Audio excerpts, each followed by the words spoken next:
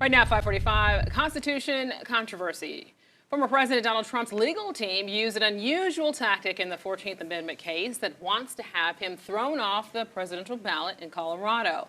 Well, his team argued that the wording of the U.S. Constitution's Insurrection Clause does not apply to him and that he never swore an oath to support the Constitution.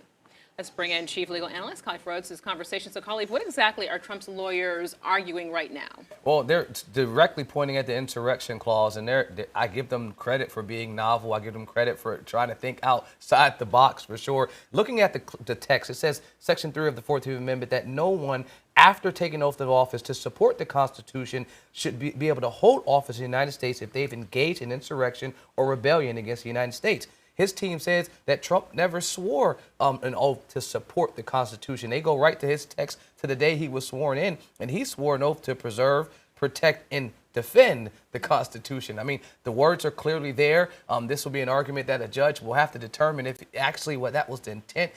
You would think that those three things, preserve, protect, and defend, would mean support. However, his team is saying, no, I want a literal reading of what that Insurrection Clause says, and it says support, and I never said that. It's interesting that they go over just these tiny little details. It could be a matter of just a few words difference, right?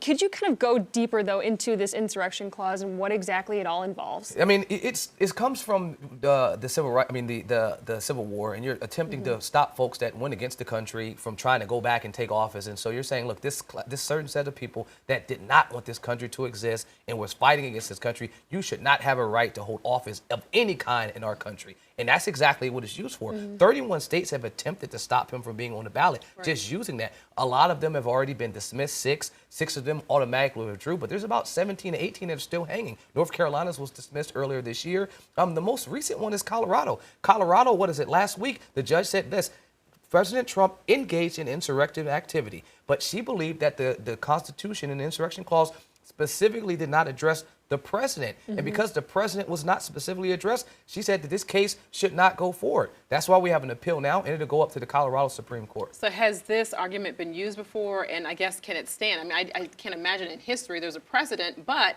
if he wins this case, that would set precedent for the other cases, right? I think the presidential portion would be if he loses the case. I think most of those other courtrooms are all watching. Most of them have been dismissed because they really believe there's no standing. This Colorado one went all the way through up, and even all the way until last week when she made the decision, I thought that they were going to decide that he was going to be removed from the ballot. It would be extremely damaging if any one of these states says that, yes, he has to be removed from the ballot. Because remember, you're talking about the Electoral College. You need every number to count to try to win. And so if one state says that you're not on it, now that shifts the strategic numbers. And if you're not on that ballot, you can't even make it out of the primary. Let me just push back on that question real quick, because you said it would set precedent if he was to lose. If he loses one of these cases. Wouldn't it set precedent if he was to win? Because the other states then would say, well, is it worth going through all this? No? Oh, he's already lost. He's already won. He's won six, and 6 of them have been dismissed, and so that would be considered a win. Okay. Those other 6 that have been withdrawn voluntarily, that's a win. But if he loses one of these cases, I think another court would say, hey,